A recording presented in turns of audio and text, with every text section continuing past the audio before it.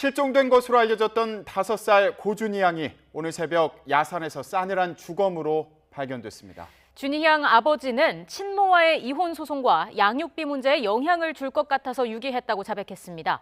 경찰은 친부와 내연녀 어머니를 긴급 체포했습니다. 네, 자세한 내용 현장 취재 기자 연결해서 알아보겠습니다. 이승배 기자. 네, 전북지방경찰청에 나와 있습니다. 네, 애타게 찾았던 고준희 양 결국 숨진 채 발견이 됐습니다. 시신이 언제 어디에서 발견된 건가요? 네, 너무나 안타까운 소식입니다. 애타게 찾았던 준희 양이 오늘 새벽 4시 50분쯤 싸늘한 시신으로 발견이 됐습니다. 전북 군산에 있는 한 야산에서 발견이 됐는데요. 준희 양의 아버지가 자신의 딸을 땅에 묻었다고 자백을 했고요.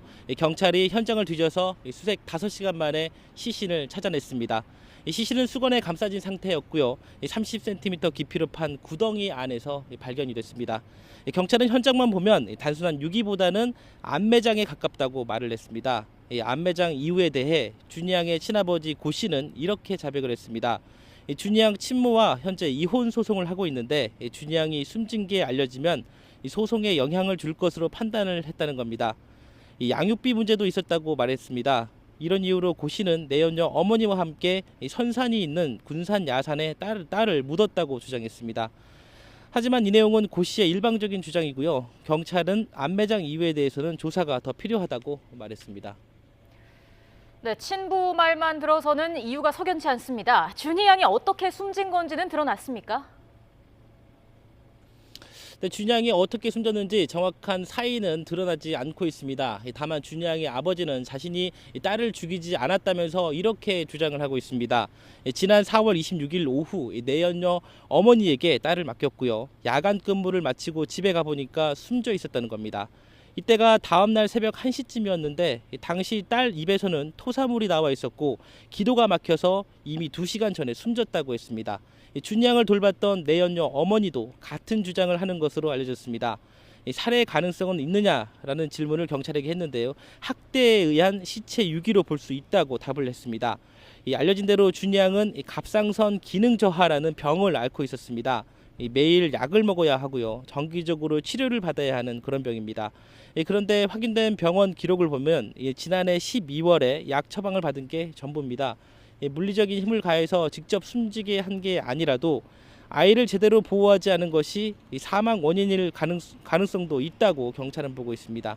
경찰은 어젯밤 10시쯤 친부 고 씨와 내연녀 어머니를 긴급 체포해서 조사하고 있습니다. 또 친부의 내연녀도 수사 손상에 놓고 있다고 밝혔습니다. 경찰은 준희 양의 정확한 사인을 조사하기 위해서 국과수에 부검을 맡긴 상태입니다. 네, 그런데 이 숨진 사실을 숨기려고 알리바이를 만든 정황도 확인됐다고요? 네, 맞습니다. 경찰이 오전 브리핑 때 수사 과정에서 확인된 일부 사례를 발표를 했습니다. 준희 양이 숨진 뒤에도 매달 60만 원에서 70만 원씩 양육비 명목으로 통장에 돈을 보냈다는 겁니다. 아이와 함께 사는 것처럼 보이려는 행동도 했다고 했습니다.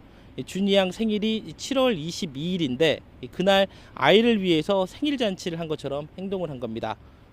경찰 조사 결과 내연녀 어머니는 생일 미역국을 끓여서 지인에게 갖다 준 것으로도 확인이 됐습니다.